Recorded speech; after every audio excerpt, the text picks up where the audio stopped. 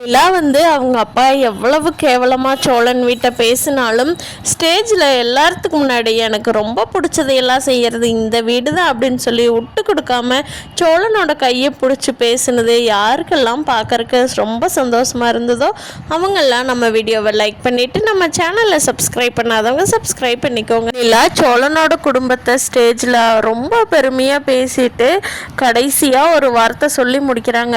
எங்கள் அப்பா இந்த உலகத்தில் எவ்வளோ பணக்கார வசதியான மாப்பிள்ளை பார்த்துருந்தாலும் எனக்கு சோழன் மாதிரி ஒரு நல்ல மாப்பிள்ளையை பார்த்துருக்கவே முடியாது. ஏன்னா நான் இப்போ அவ்வளோ சந்தோஷமாக இருக்கேன். ஒரு வருஷமாக என்னை அப்படி பார்த்துக்கிட்டாங்க எல்லாரும் அப்படின்னு சொல்லி அவங்க அப்பாவுக்கும் பதிலடி கொடுத்து அவங்க எவ்வளோ சந்தோஷமாக இருக்கிறாங்கங்கிறதையும் எல்லாத்துக்கும் முன்னாடி சொல்லி நிலா ரொம்ப பெருமைப்பட்டுக்கிறாங்க. அப்போ அங்கே இருக்கிற சேரன், பாண்டி, பல்லவன், சோழன் எல்லாத்துக்குமே ரொம்ப சந்தோஷமாக இருக்குது. அவங்க அப்பா என்ன அசிங்கப்படுத்தினாலும் நம்ம பொண்ணு நம்மளை விட்டு கொடுக்காம பேசுது பாரு அப்படின்னு சொல்லி நிலாவை பெருமையாக நினைக்கிறாங்க. நடேசன் எந்திரிச்சு டான்ஸே ஆடிடுவார் போல். பாத்தியா பாத்தியா ஏன் மருமவ தான் அப்படின்னு சொல்லி பக்கத்தில் இருக்கிறவங்ககிட்டலாம் சொல்லி பெருமைப்பட்டுக்கிறாரு. கார்த்திகா அவங்க அம்மா, வானதி அவங்க ஃபேமிலி எல்லாருமே வந்து சந்தோஷமாக ஃபோட்டோ எடுத்துக்கிட்டு எல்லாருமே போய் சாப்பிட்டு வானதி வந்து பாண்டி கூப்பிட்றாங்க. பாண்டி நான் கிளம்பட்டுமா அப்படிங்கிறாங்க. ஆமாம் வானதி பஸ் ஸ்டாண்ட் வரைக்கும் எப்படி போவீங்க அப்படிங்க. ஆட்டோ புக் பண்ணி போய்க்கிறோண்டா அப்படிங்கிறாங்க. இல்லை நான் கொண்டு வந்து விடட்டுமா, சோழனோட கார் இருக்குல்ல அப்படிங்கிறாங்க. சரி அப்படின்னு சொல்லிட்டு கார்த்திகா அவங்க அம்மாவையும் எல்லாத்தையும் பாண்டி ஃபஸ்ட்டு கொண்டு போய் பஸ் ஸ்டாண்டில் விட்டுட்டு வர போகிறாரு. அப்போது கார்த்திகாவும் அவங்க அம்மாவும் கேட்குறாங்க, பாருப்பா நிலாவோட அப்பா வந்து எவ்வளோ அசிங்கப்படுத்துகிறாரு உங்கள் ஃபேமிலியை. அவரோட குணமே அப்படித்தாங்க, அதனால் அவர் அப்படி தான் பண்ணுவார், அவர் பண்ணலைன்னா தான் ஆச்சரியம் அப்படின்னு பாண்டி சொல்கிறாங்க. அது கார்த்திகா இருந்துட்டு, ஏம்மா அவர் அசிங்கப்படுத்தினாரு தான், ஆனால் நம்ம நிலா வந்து எப்படி மைக்கு வாங்கி எல்லாத்துக்கு முன்னாடியும் நம்ம மாமா ஃபேமிலி விட்டு கொடுக்காம பேசிச்சு பார்த்தியில்ல அப்படிங்கிறாங்க. ஆமாண்டி அந்த பொண்ணு உண்மையிலேயே நல்ல பொண்ணு தான், நம்ம வீட்டுக்கெல்லாம் வந்து எவ்வளோ தன்மையாக பேசியிருக்கு. அப்போ கூட நான் இவ்வளோ நல்ல பொண்ணுன்னு எனக்கு தெரியல, இந்த வீட்டுக்கு தேடுனா கூட கிடைக்காத பொக்கிஷம் தான் அந்த பொண்ணு அப்படிங்கிறாங்க.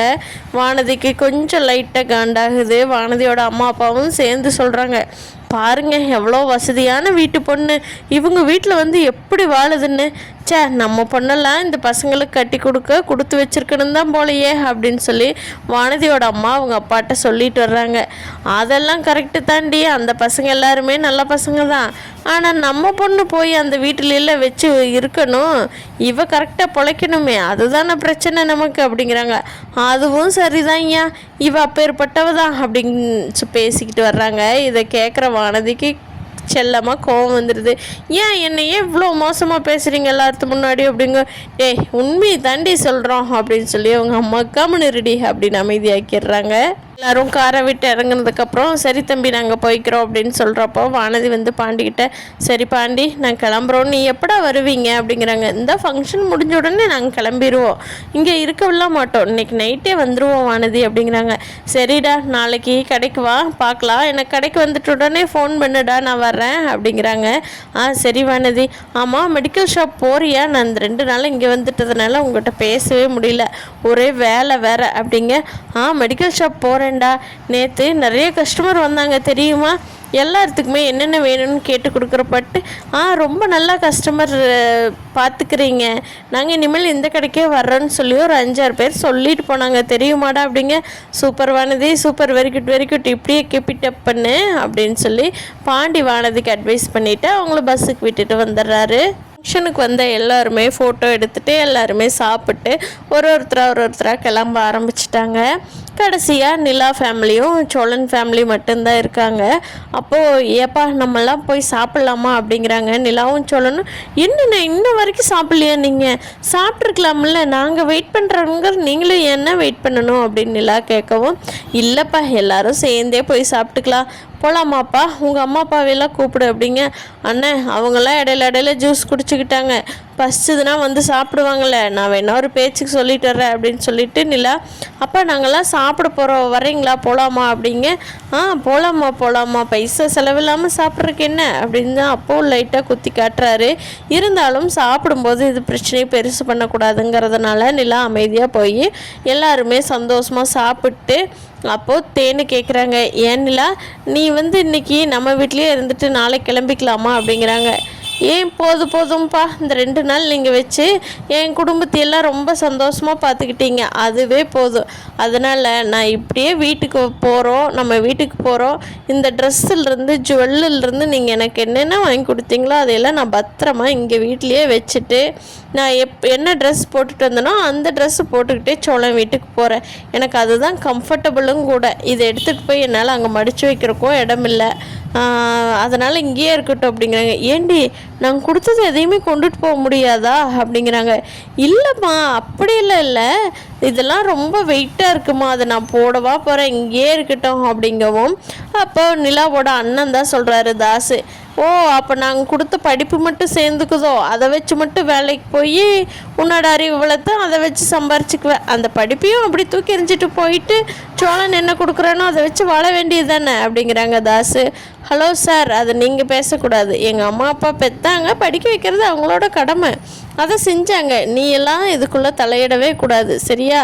இந்த பாண்டிக்கிட்ட பல்லவங்கிட்டவெல்லாம் வாலாட்டுற வேலை வச்சுக்காத, இப்போவே கட் பண்ணிடுற அந்த பண்ணாட்டெல்லாம் அப்படின்னு சொல்லி நிலா தாஸுக்கு வார்னிங் கொடுத்துட்டு கெத்தாக சாப்பிட போயிட்டு வந்து எல்லாருமே சென்னைக்கு கிளம்பிடுறாங்க.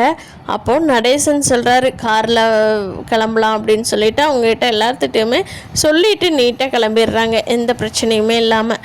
அப்போது நடேசன் சொல்கிறாரு, ஏம்மா மருமகளே, இன்னைக்கு ஃபங்க்ஷனில் நீ பேசுனது தான்மா டாப்பு டக்கராக இருந்தது அப்படிங்கிறாங்க. அப்படியாங்க அங்கிள் அப்படிங்கிறாங்க. ஆமாம்மா, உங்கள் அப்பா நம்மளை எவ்வளோ மோசமாக நாசூக்காக பேச முடியுமோ அப்படி பேசினாருமா, நீ தாம்மா பர்ஃபெக்டாக அவருக்கு பதிலடி கொடுத்த. எனக்கு நீ பேசுனதை கேட்டதே அப்படியே உன்னை தலையில் தூக்கி வச்சு சுத்தணும் போல் இருந்துச்சுமா, அவ்வளோ சந்தோஷப்பட்ட அப்படிங்கிறாங்க. நிலாவுக்கு ஒரே சிரிப்பு தாங்க முடியல. மருமகளை பார்த்து அவ்வளோ சந்தோஷமா அப்படிங்கிறாங்க சோழன். இருக்காதாடா பின்ன அப்படின்னு சொல்லி சேரன் அண்ணாவும் கேட்குறாரு. நிலா சொல்கிறாங்க, ஆமாம் இதே சந்தோஷத்தோடவே எல்லாருமே போய் அவரும் ஒரு வேலையை பர்ஃபெக்டாக பார்த்து தொழிலதிபர் ஆவீங்களோ, நல்லா அவங்க வேலையை கரெக்டாக பார்ப்பீங்களோ, எல்லாருமே நல்லா சம்பாரித்து 6 மாதத்தில் நம்ம அண்ணனுக்கும் சந்தாவுக்கும் கல்யாணத்தை இதை விட கிராண்டாக ஜாம்னு பண்ணி நம்ம சந்தாவை வீட்டுக்கு கூட்டிகிட்டு வரணும். என்ன சொல்கிறீங்க, எல்லாத்துக்கும் ஓகேவா அப்படின்னு எல்லாம் கேட்குறாங்க. அண்ணி டபுள் ஓகேங்க அண்ணி அப்படின்னு பல்லவன் சொல்கிறான். பாண்டியும் ஓகேங்க அப்படிங்கிறாங்க. சேரனுக்கு ஒரே சிரிப்பு தாங்க முடியல. அப்போ சோழன் சொல்கிறாரு, என்னென்ன ஒரே வெக்கம் போலையே அப்படிங்கிறாங்க. டே பேசாமல் இருடா அப்படின்னு சொல்லி சேரன் அண்ணா சொல்கிறாங்க. பாண்டி இது இருந்துட்டு, பல்லவா நாங்கள்லாம் போகணும் கரெக்டு, நீ படித்து நல்ல வேலைக்கு போகணும்டா, அதனால் நீ படிக்கிறதுல மட்டும் கான்சென்ட்ரேட் பண்ணு, சும்மா விளையாட்டு பிள்ளையாவே விளையாண்டுட்ருக்காது அப்படிங்க. சரிண்ணே அண்ணி இப்போ தான் அட்வைஸ் பண்ணாங்க, பின்னாடியே நீயும் பண்ணாத, ஓகே நான் பார்த்துக்கிறேன் அப்படின்னு சொல்லி பல்லவன் சொல்லி சோழனோட குடும்பமே சந்தோஷமாக சென்னை நோக்கி ஜாலியாக போயிட்டுருக்காங்க. இங்கே நிலாவோட அம்மா அப்பா அண்ணா எல்லாருமே நம்மளை இத்தனை பணக்காரருக்கு முன்னாடி நம்மளை எப்படி அசிங்கப்படுத்துகிறான் பாரு அப்படிங்கிறாங்க. அதுக்கு நிலாவோட அண்ணி சொல்கிறாங்க, மாமா நீங்கள் கொஞ்சம் அமைதியாக இருந்திருந்தீங்கன்னா நிலாவும் எதுவும் பேசியிருக்க மாட்டான் மாமா, நீங்கள் தான் ஆரம்பிச்சிங்க, அதனால் அவளை சொல்கிறதுலேயும் தப்பில்லை மாமா அப்படிங்கவும் தாசு, ஏய் நீ பேசாமல் இருக்க மாட்டியா, அப்பா பேசினாருன்னா அவளும் கூட பேசலாமா என்னது அப்படின்னு சொல்லி நிலாவோட வீட்டில் தான் ஒரே கவலையும் கஷ்டமுமா சுற்றிட்டு இருக்காங்க. இப்படி தான் நாளைக்கு நடக்க போகுதுன்னு நான் நினைக்கிறேன் ஃப்ரெண்ட்ஸ். நீங்கள் என்ன நினைக்கிறீங்கன்னு கீழே கமெண்ட் பண்ணுங்கள். தேங்க்யூ.